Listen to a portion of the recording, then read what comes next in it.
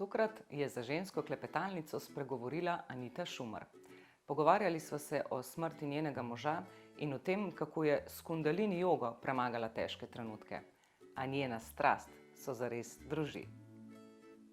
Se pravi, 2012 je tebe zaznamovalo, v bistvu je to eno tako prelomno leto zate, ne? Vsaj kar se tiče tvojega dela, ne? Dela z družmi. Kako se je v bistvu ta stvar sploh zgodila? Zakaj si začela z družmi delati? Ker takrat zares noben ni še nekaj prav veliko poznal v tej druži. Ja, to moje poslanstvo se je res začelo 2012, ko so pokojnemu možu Sašu odstranili žolčnik in potem ni mogel jesti kruha pripravljenega s pekovskim kvasom. In ker sva bila velika ljubitelja kruha, sem začela iskati načine, kako speči ljubljeni osebi kruh, da bo ga lahko jedel. In potem sem naletela na druži, prebrskala po spletnih straneh, si naročila knjige iz Amerike. In potem sem se nekako spomnila, kako je moja babica, ki je iz Prlekije, kako je pekla kruh. In v bistvu je že ona uporabljala druži. In potem nekako se je tako lepo povezalo skupaj. Naredila sem svoje prve druži, ki pa niso uspele. Ampak no, potem moje druge druži so uspele. Tako da iz ljubezni se je rodila družomanija. Ampak se mi zdi, da res te druži, sploh v času korone, ne? Takrat so vsi ljudje, seveda tudi kvasa ni bilo za dobiti v trgovini in so vsi ljudje začeli se s temi družmi ukvarjati, ampak res veliko ljudi je imeli težave s temi družmi. To je kar zapleten postopek, ne? Ja, se pravi, ko sem začenjala, sem jaz tudi močno komplicirala.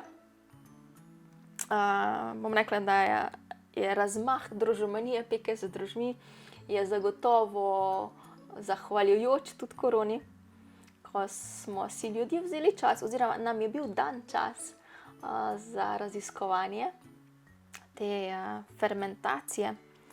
In veliko, ja, zdaj sem takrat ful veliko druži razpošiljala naokoli, tudi s humanitačkom smo sodelovali s projektom Vida. In ko dobiš ene, kako bi rekla, močne, zdrave, dobro poskrbljene druži, kot je na primer moj Rudel, potem smo že na dobri poti, na najboljši poti, da pač nam res uspe. V teh družeh si res veliko pisala, imaš tudi neke spletne tečaje in tako naprej. 3 knjige mislim, da so že zunaj, ne? Ampak tista prva, ki je bila Peka z družmi, se mi zdi, da je bila pa res bum, no? In tudi ena boljših knjig v svetovnem merilu, ne? Ja, prva knjiga Družomanija je v bistvu že petkrat je bila natisnjena, v Sloveniji je več kot 10.000 prodanih izvodov že. Je na voljo v 5 tujih jezikih. In 2019 je ta knjiga dobila tudi naziv najboljše knjige o kruhu na svetu na tekmovanju Gourmand World Cookbook Awards in potem, mislim, da leto ali 2 kasneje, tudi kot najboljša knjiga v 25 letih tega tekmovanja, ki mu tudi pravimo kulinarični Oskarji, da je tudi najboljša o kruhu v zadnjih 25 letih. Izdala si 3 knjige, zdaj prva je bila uspešnica, ampak ponovadi pravijo, veš, da trilogija gre skozi na slabše, ne? Pol ta prvi del je ful gledan, drugi, tretji ni več toliko. Pri tebi pa ni tako, ne? Pri tebi je pa v bistvu tretja knjiga kar bila senzacija, ne? Ja, tretja knjiga Umetnost krašenja kruha je v bistvu na tem istoimenskem tekmovanju kulinaričnih Oskarjev dosegla pač najvišje mesto v vseh kategorijah. In sicer je osvojila naziv najboljše kuharske knjige na svetu. Kaj se je v glavi zgodilo, da se je ta ideja pojavila? V bistvu se je začelo s tem že zanimanjem prijateljic. Dej, Anita, a bi nam pokazala, ker sem seveda objavljala ful na Facebooku, delila to svoje navdušenje nad peko z družmi, tudi svoje neuspele poskuse, ne? In palačinke in kisle opeke, pač cel spekter izdelkov, ne. In pol, dej, bi prišla, pa mislim, da nas je bilo celo 5 ali 6 pri eni prijateljici, s krušno, celo v krušni peči smo pekle. In ja, pol sem začela ustvarjati tole knjigo, ki sem je dala naslov Družomanija. Zavestno sem kršila pravila slovenskega jezika, ker bi mogla biti drožimanija oziroma drožemanija, ampak ne, sem rekla, bo drožomanija. Sem drugače po izobrazbi jezikoslovka, veš. Ampak odkot je prišlo ime Družomanija, ne? Jaz od nekdaj rada ustvarjam. In sem imela potem kar nekaj časa en blog za nohte. Ful sem si nohte takrat lakirala, to je bilo že ne vem, koliko nazaj, po mojem 15 let nazaj. In takrat so bile popularne tiste šablonice za motivčke. In tem šablonam se je reklo Konad. In jaz sem imela blog, ugani, Konadomanija. Se pravi, manija je bo vse pri tebi, ne? Če se boš ukvarjala, ne vem, s čim bo manija. A ne, ko te zagrabi, te pol drži. Ampak to je ena taka zelo pozitivna manija, ker poskrbiš, se bomo dotaknili še, kako bi rekla, meditativnih učinkov peke, mogoče kasneje, a ne? Seveda. Se pravi, v bistvu je najboljši posli ali pa najboljše stvari se zgodijo, ko delaš iz sebe, a ne? In ti, če se malo dotakneva tega, ne, ko si začela v bistvu, kot sva že rekla, zaradi moža, ne? Kaj je v bistvu bil povod tega, da so mu odzeli žolč, ne? Ja, pač on je imel kar nekaj časa tudi napad žolčnih kamnov. Tudi kakšne obremenitve, stres in podobne zadeve, pač, a ne, žolč, jetra, kaj skrivamo, kaj Jeza. držimo v sebi, a ne. Mislim, Sašo je čudovit človek bil, srčen, nežen, sočuten. Tako mi je ful lepo, ko ga se ljudje tudi recimo spominjajo, tudi ko je delal v bolnišnici, v zdravstveni negi, koliko so ga začutili, koliko je on prišel jim blizu, koliko on je sebe dal v to. Tako da ja, po drugi strani pa ne, kompenziramo. Ja. Ampak kaj se je v bistvu zares sploh zgodilo in kako si ti to doživljala takrat? Ja, Sašo je letos oktobra v bistvu bodo 4 leta, odkar je Sašo naredil samomor. In jaz sem ga našla, ko sem prišla domov, ko so mogli potem pač v stanovanje vdreti. Jaz sem v bistvu cel dan nekaj čutila, nekaj ni bilo. Na enem projektu sem delala, ko smo fotografirali, a ne. In še zjutraj, ko sem se odpeljala, je bilo, ne vem, tak čudno občutek je bil. Pač v Velenje sem se zablodila čez Graško goro. In pol, čez dan, ko smo fotkali, pol nekje proti koncu sem ga poklicala. Ni bilo odziva. Ko sem se vozila domov, ful sem hitela, prišla domov, nisem mogla v stanovanje, ker je bilo zaklenjeno. In pol mi je sosed pomagal, da smo vdrla in sva ga našla. Tako da čustva, bes, jeza, žalost, cel spekter. Različnih čustev. In potem seveda se je to, najprej mi sploh ni bilo jasno, kaj se dogaja, kaj se je zgodilo. Poskušala sem ga celo še oživljati, ampak itak. Zbral je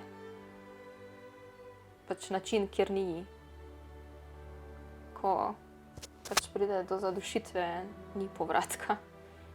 Niso to tablete ali pa kakšni drugi, a ne. Ja.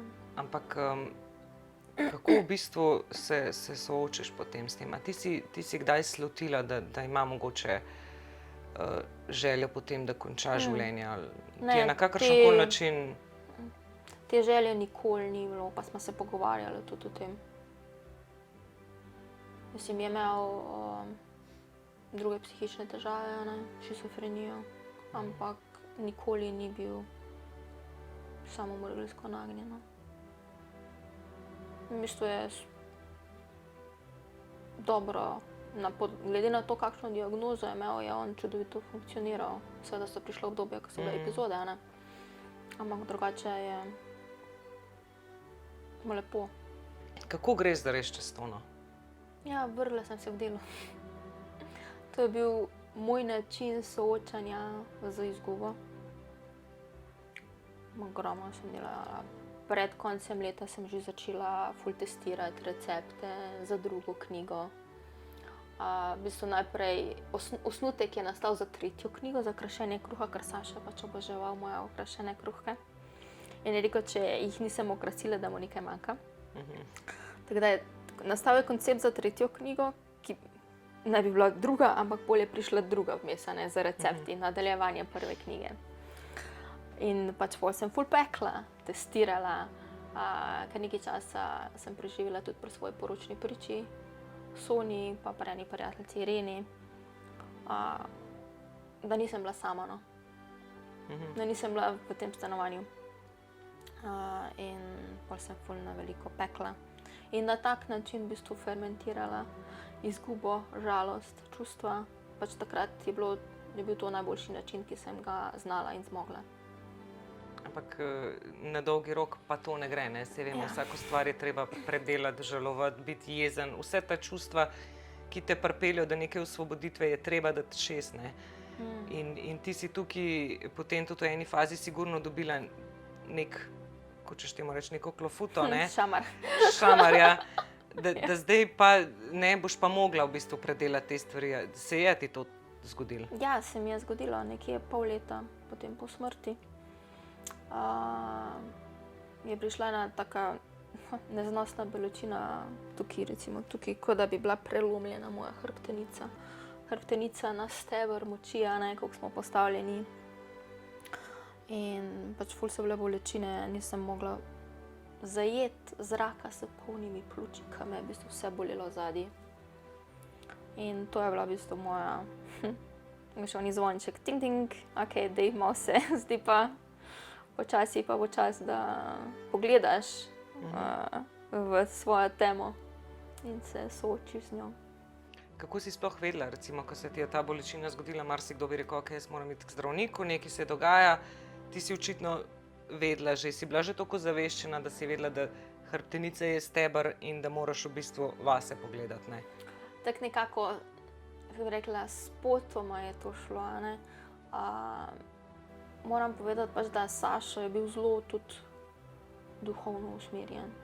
On je pač veliko je bral, razgledan je bil, veliko znanja, tudi pač povezovanja znanja z različnih področji, akupunktura, moč zdravilnih rok. Tako da sem jaz pol nekako preko njega tudi prihajala v stik s tem, ampak jaz sem se vedno tako malo distancirala. Malo sem se distancirala, ampak malo me je pa zanimalo, a ne. Tako da sem pol tisto poletje 2020 sem spoznala Zvezdano Mlakar. Ona je želela mene spoznati, jaz pa sem si želela njo spoznati. In evo kako naključje, a ne, jih ni. Je povabila s prijateljico Jano, ki distilira, na svojo kmetijo. Jaz sem prinesla testo za drožpico in smo preživela en čudovit dan oziroma 2 dneva. In tam sem potem spoznala tudi zdravilki, Dragico Čarna in Benedikto Štokl. In Benedikta gleda avre, Dragica izvaja reiki in oni dve sta potem že tudi tam začutili to, kar sem jaz fizično čutila, sta začutili pa tudi na drugem nivoju, a ne. Pač koliko bolečine nosim v sebi, ki ja, pač sem jo potlačila, nisem si jo dovolila izraziti, a ne. Ja, 3 leta nazaj pač nisem govorila o tem, zdaj tako odprto, kot mi dve danes, a ne. In Dragica mi je potem delala reiki, po sem jaz čez 2 leti, ne, čez leto, ja, naredila tudi reiki pri njej 1. stopnje. In takrat se je pol nekako začela ta pot vase, soočanja s čustvi, soočanja, sprejemanja izgube in, kako bi rekla, nekako, da je to šlo vse ven, da veš, ko pač v telesu se shrani vse, a ne. Pač na različnih, mi nismo samo to telo, smo tudi energijska bitja, imam pač čustveno in potem se je nekako začelo to počasi, kako bi rekla, res čistiti. Zdaj so verjetno prisotna pol različna čustva, ne, tako kot smo prej govorili, da je neka jeza, žalost, potem, Žalost, ne, bes, v bistvu vse to, ne. sama sebi. Ja. Ja, bilo, pač že čisto na začetku sem se postavila pač v kako vlogo žrtve, ampak me je potem moja poročna priča Sonja, ker mi je ful pomagala, no. Ker res je ena taka čudovita, močna ženska. Sem hvaležna za vse močne ženske, katerih opore sem bila deležna, no. A pride recimo pri samomoru v družini, a pride tudi do tega, da se sam vprašaš, kako jaz tega nisem videl, zakaj jaz tega nisem zaznal? To je samo obtoževanje, a ne, kako, kaj bi še lahko naredila. A ne, kaj. A pa seveda pride tudi, kaj bodo drugi rekli. A nisi vedela, ne? A nisi vedela. Kako ne, se sta skupaj živela, nisi čutila, da se nekaj dogaja, ne? Ja. Obtoževanje drugih v bistvu, ne? Samo obtoževanje in pač, obtoževanje drugih. Ampak to je verjetno čist prva faza. Ja, nekje, ne. Vsega skupaj, ne? Ker dostikrat pri teh ljudeh so te ljudje še bolj nasmejani kot drugi, so polni energije, so za družbo zelo prijetni, ali hočem temu reči, nihče ne zazna tega, ne? Tako da v tej fazi nikoli ne smeš sebe kriviti, ampak verjamem, da je to del procesa in da je v bistvu težko, ne? Ampak potem si se ti tudi v bistvu v tej fazi žalovanja oziroma pač zdravljenja sebe in tako naprej čustev, si se s to kundalini jogo spoznala, ne? Kako je pa to prišlo na tvojo pot? Potem naslednje leto, 2021, je Zvezdana organizirala cel niz dogodkov za Zvezdano v neznano. Od izleta, pa potem dogodkov na svoji kmetiji in jaz sem v bistvu na vseh teh dogodkih sodelovala.